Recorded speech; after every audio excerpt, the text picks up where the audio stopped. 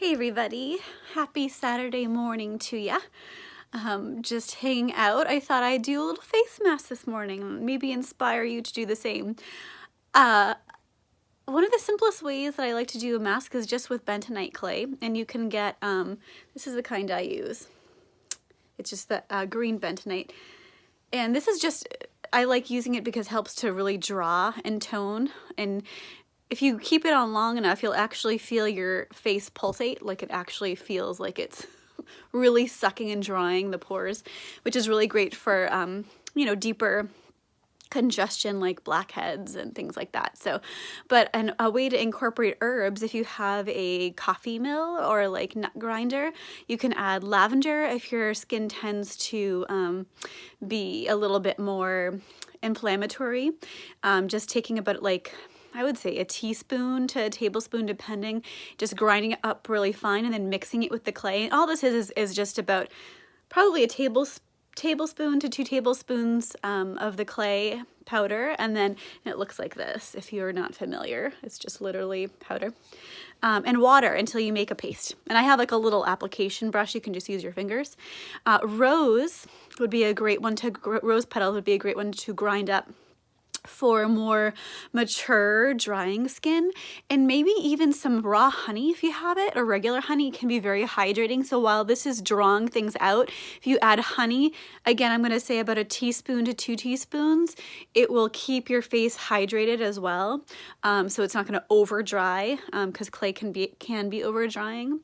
Let's see, who else can we throw in there? Seaweed is a really wonderful detoxifier and moisturizer, super mineral rich. And again, remember that your skin absorbs, so it can absorb the nutrients, the medicinal properties of the lavender, of the rose, of the seaweed, of the honey.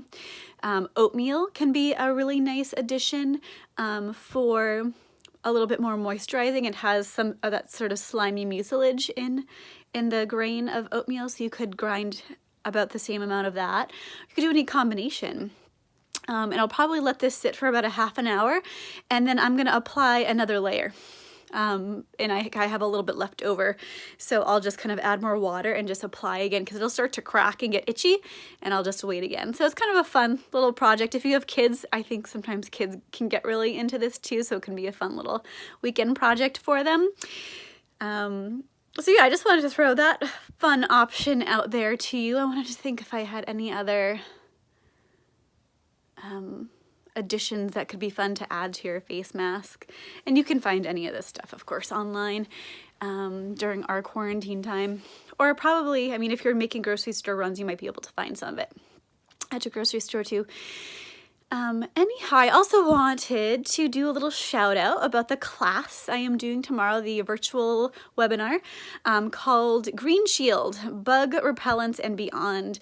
And this class is, of course, I think the title gives it away, but it's about how to keep ourselves safe from pests.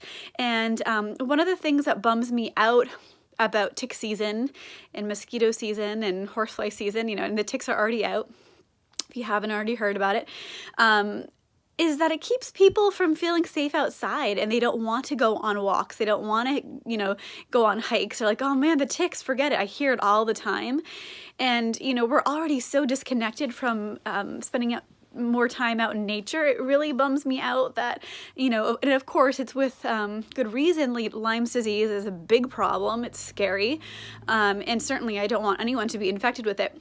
But that's not a reason to, you know, stay inside and to not get outside, especially when we're home in quarantine.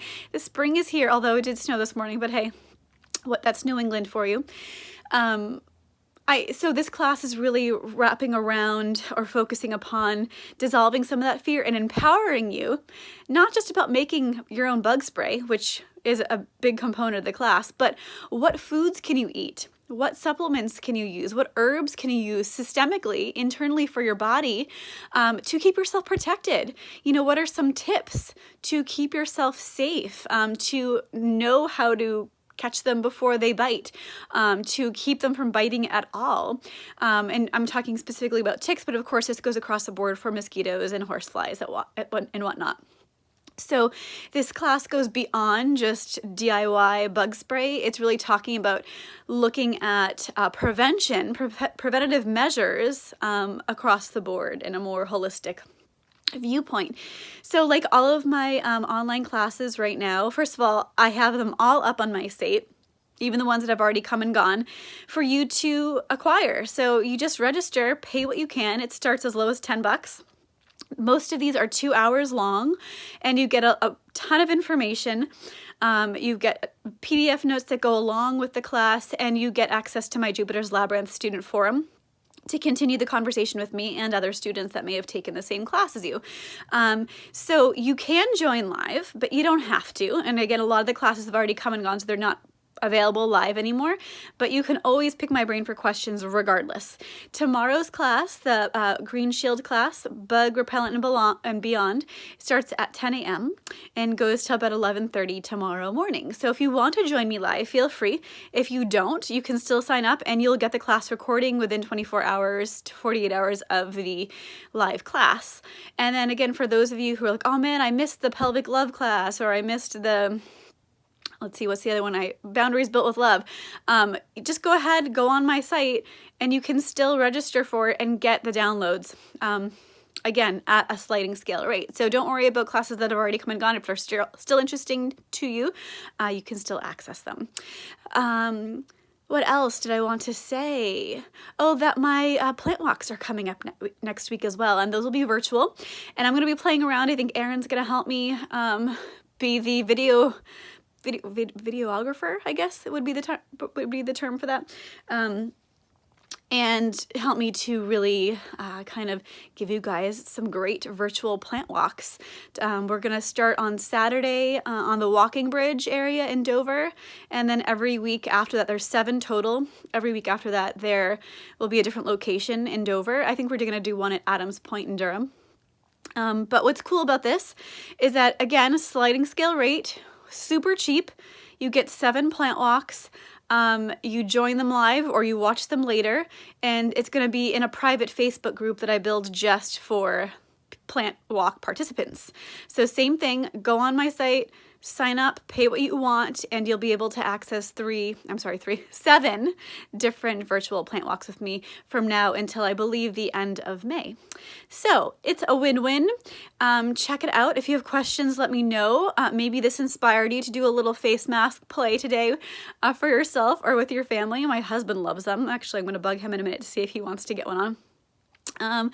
But otherwise, I hope you're all hanging in there. I hope you're staying strong. I hope you are, you know, just still hunkering down for, you know, kind of preparing for the worst, hoping for the best. That's my philosophy.